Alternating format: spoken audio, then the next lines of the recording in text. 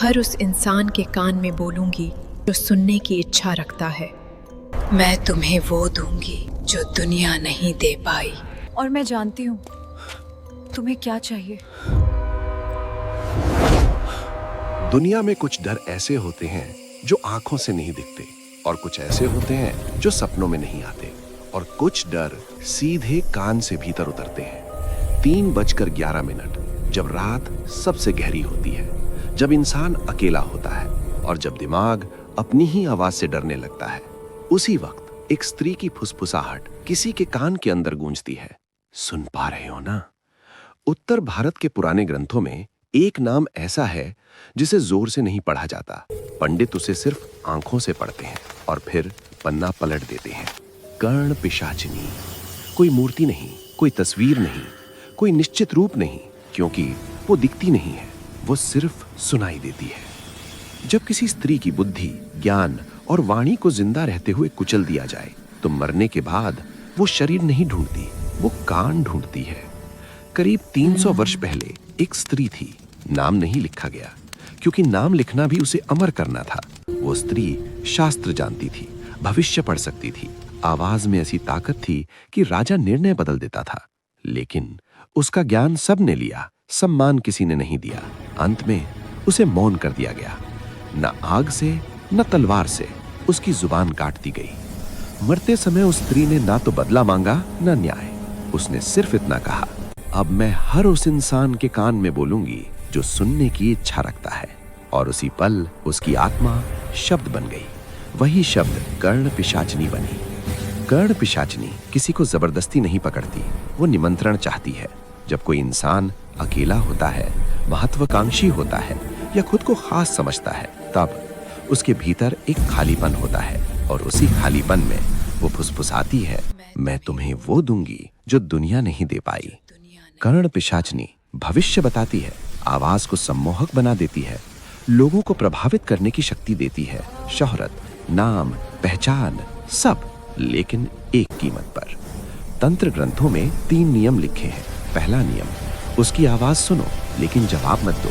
दूसरा नियम, अगर वो तुम्हारा नाम ले तो तुरंत कान बंद कर लो। तीसरा नियम, तीसरी रात अगर वो हंसने लगे तो समझ लो अब वो तुम्हारे भीतर है। गांव में कुछ लोग पागल कहे गए, कुछ अचानक मशहूर हो गए और फिर अचानक मर गए। उनकी एक ही आदत थी, वो खुद से बातें करते थे। लोग कहते हैं इनके कान में कुछ बोलता है। कर्ण पिशाचिनी शरीर नहीं लेती, वो पहचान लेती है। धीरे धीरे पहले तुम्हारी आवाज बदलती है, फिर तुम्हारे शब्द, फिर तुम्हारे विचार, और एक दिन तुम बोलते हो लेकिन आवाज उसकी होती है। कर्ण पिशाचिनी तब सबसे ज्यादा खुश होती है जब कोई इंसान पहली बार उसे जवाब देता है।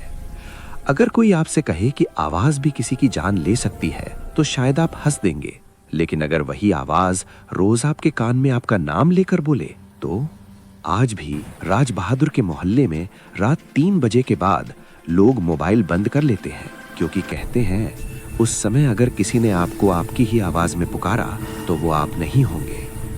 राज बहादुर छोटे शहर का रहने वाला था। रेलवे लाइन के पास पुराना मोहल्ला, एक कोने पर चाय की टपरी, जहां शाम को राजनीति, क्रिकेट और भूत तीनों पर चर्चा होती थी। राज बहादुर वहीं बैठकर अपनी आवाज से लोगों को चुप करा देता था। पर उसी टपरी के पीछे एक बंद मकान था जिसकी खिड़कियां हमेशा बंद रहती थीं। लोग कहते वहां रात में किसी औरत की आवाज आती है, लेकिन कोई दिखाई नहीं देता। सब शुरू हुआ एक मामूली रात से।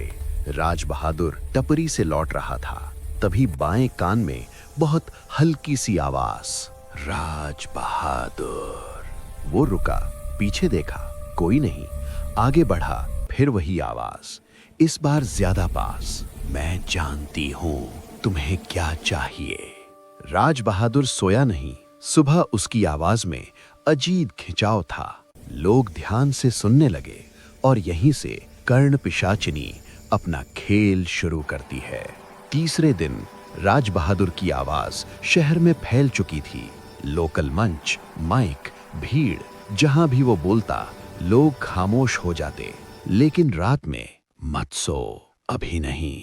वो खुद से बातें करता।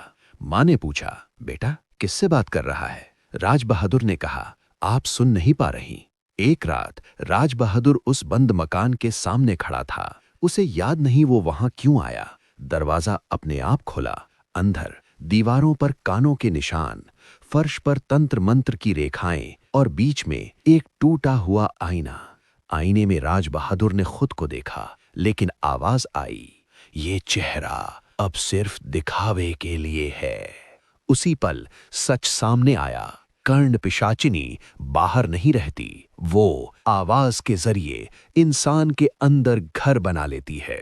अब राज बहादुर जब बोलता, लोगों को अपने कान में अलग अलग आवाजें सुनाई देती। कोई रोने लगता, कोई हंसने, कोई बेहोश। एक आदमी बोला, इसकी आवाज मेरे दिमाग में मेरी बीवी की तरह बोल रही थी। लोग डर गए।